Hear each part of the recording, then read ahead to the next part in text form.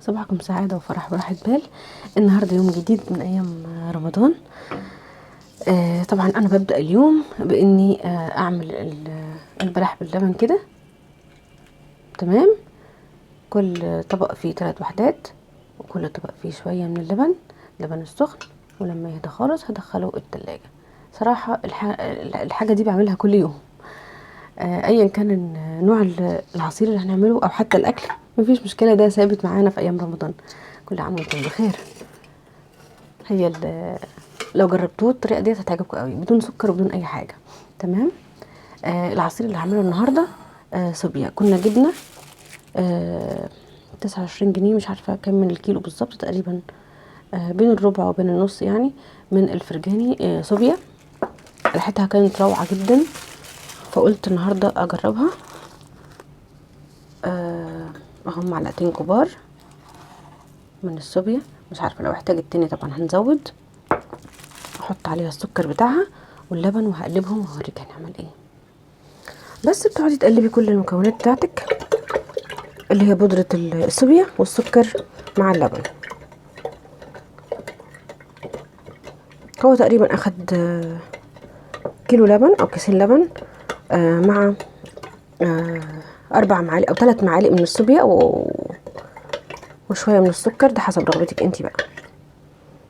بس نحط كل ده في التلاجة ونخش على اللي بعده. طيب يا حبيبه قلبي، انا هعمل النهارده فراخ بطريقه تندوري. جزء منها هي ما شاء الله فرخه كبيره، طبعا كانت منقوعه في ملح وليمون. اوكي. سبتها فتره في ملح وليمون، ودلوقتي هقسمها بس اجزاء. جزء منها بعمل بيه حاجه تانية، والباقي دوت او الجزء ده اللي معايا يعني هعمله تندوري. تمام. التندوري عباره عن توم وجنزبيل مفرومين، اوكي، مع شطة الهريسة، معلقة كبيرة برضو من شطة الهريسة اهي. كنا عملناها على فكرة مع بعض هنا في القناة. تمام. وعلبة زبادي وتوابل عبارة عن بابريكا وكمون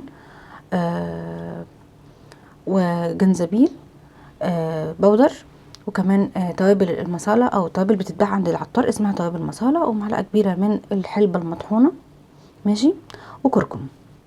اوكي. طبعا هو الاكل الهندي بيتميز بانه حار جدا. تمام. فانتي بتستخدمي فلفل اضافي كمان، غير اللي هنا. بتستخدمي يا اما فلفل باودر او الشطه يعني، او الفلفل ده.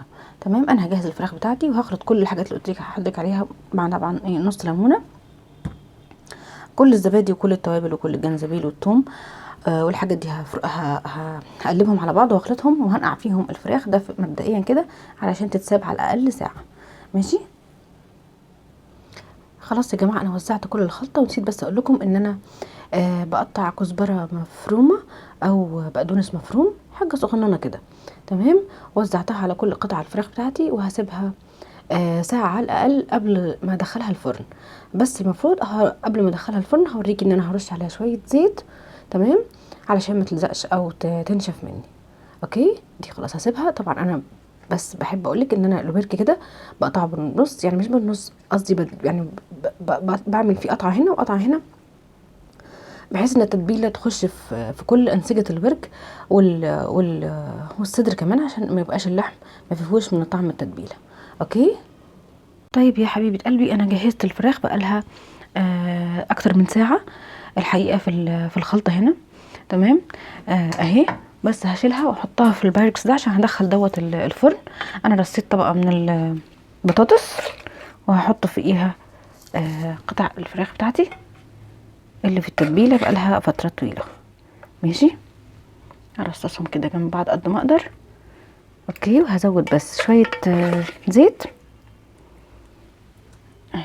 شكلها روعه وريحتها حلوه جدا.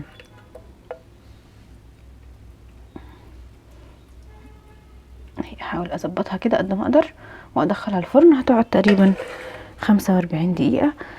مش هتطول قوي عشان دي فراخ بيضه. تمام. هزود بس عليها شويه زيت عشان ما تلزقش وهوديها الفرن. تمام. قبل ما اشغل الفرن هكون بس جهزت المكرونه بتاعتي. ده صدر الفرخه، هي نفس الفرخه ديت، بس انا اخدت الجزء اللي ما بيتاكلش فيها، اللي هو اللي بيكون ناشف ده. تمام، اللي هو الصدر يعني. وقطعته قطع صغننه زي ما حضرتك شايفه كده. تمام، قطعت بصلايه كده كبيره، جوانح او قطع كبيره، وكمان فلفلايه. فلفلايه مش حاره لان كفايه اللي احنا عاملينه الحقيقه في الفراخ. وعندي حاجه المكرونه بشاميل بقى، اللبن والدقيق والبيض. وهنشتغل مع بعض، بس اودي ديت الفرن الاول. بصي يا حبيبه قلبي، في البدايه انا حطيت الفراخ بتاعتي على النار بشويه زيت. تمام، لما اخدت صدمه كده حبه هنضيف عليها البصل. ماشي، هقلب حبه. معلش الاضاءه مش كويسه انا عارفه، بس هقلب حبه. وهنزل كمان بالفلفل. ماشي اهو. دول مش هياخدوا تسويه وقت طويل في التسويه. تمام. طبعا التوابل بتاعتي انا بحط ما بحطش كزبره خالص بصراحه، شويه كمون وشويه كركم وفلفل اسود اهو كده يا جماعه. بتهيألي كده الاضاءه افضل او شايفينها اكتر. الفلفل والبصل والكركم والفلفل الاسود وطبعا قطع الفراخ في الاول خالص. تمام، كل ده على بعضه. هزود عليه شويه ملح، اقلبهم تقلبتين واغطيهم واسيبهم لحد ما يستووا خالص. تمام، طبعا سلقت المكرونه في شويه ملح وشويه زيت، وطبعا ميه بتغلي، وطلعتها وخلاص وسبتها على جنب. ماشي، نعمل بقى البشاميل. بصي يا حبيبه قلبي، علشان نعمل البشاميل 3 معالق من الدقيق على معلقتين من السمن، ونقلبهم كويس جدا جدا جدا لحد ما يختفوا كده بالسمن. ماشي اوكي، وبعدين ننزل عليهم باللبن. بصي بقى، اول ما تنزلي باللبن تقعدي تقلبي كويس قوي قوي قوي قوي. تمام،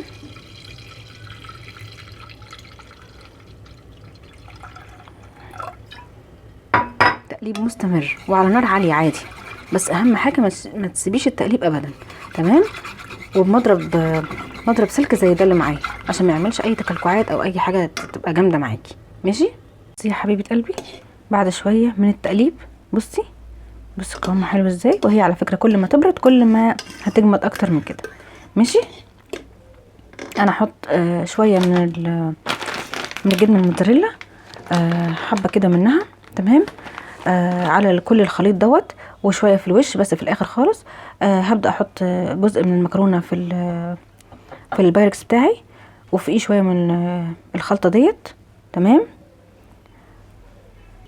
وادي الحشوه اللي في النص اللي بتكون بين طبقات المكرونه. شوفي شكلها حلو ازاي. بس وانزل بعد كده بكل المكرونه جوه حله البشاميل، هقلبهم كويس قوي واضيفهم في الاخر فوق الحشوه ديت. ماشي، خلاص يا جماعه، انا صبيت المكرونه بالبشاميل فوق الرصه اللي قلت لكم عليها، واخر حبه بشاميل انا بحط عليهم بيضه. تمام، ما بيحصلهاش حاجه على فكره، بيضه وهي سخنه كده. البشاميل وهو سخن بحط عليه بيضه. تمام، واقلبه كويس قوي، بعدين بحطه على النار يتقل حبه كمان عشان ما ينزلش في قلب الصينيه، انا عايزاه يبقى فوق على الوش. تمام، وبعد كده هصبه او اوزعه فوق المكرونه مع شويه موتزاريلا طبعا. بصوا يا جماعه، شكل الفراخ تحفه، الطريقه ديت روعه وريحتها تجنن. تمام، هي لسه في الفرن بس خلاص هطفي عليها، هي كده تمام. طبعا شغلت عليها الفرن من تحت والشوايه من فوق، كنت مغطيها بورق قصدير وفويل، وخلاص شلته وقت التحمير من فوق يعني عشان تاخد وش. تمام، بس يا جماعه ده كان الفطار بتاعي النهارده. مكرونه بشاميل روعه، وادي الفراخ. اعملوا الفراخ بالطريقه ديت، هي حاره بس هتعجبكم جدا. لو في اطفال ممكن يعني تخفوا نسبه الفلفل شويه. بس ده فطار النهارده. كل سنه وانتم طيبين، كل عام وانتم بخير، كل عام وانتم في افضل حال يا رب. اشوفكم على خير في الفيديو اللي جاي. فضلا وليس امرا اعملي لي لايك يا حبيبه قلبي.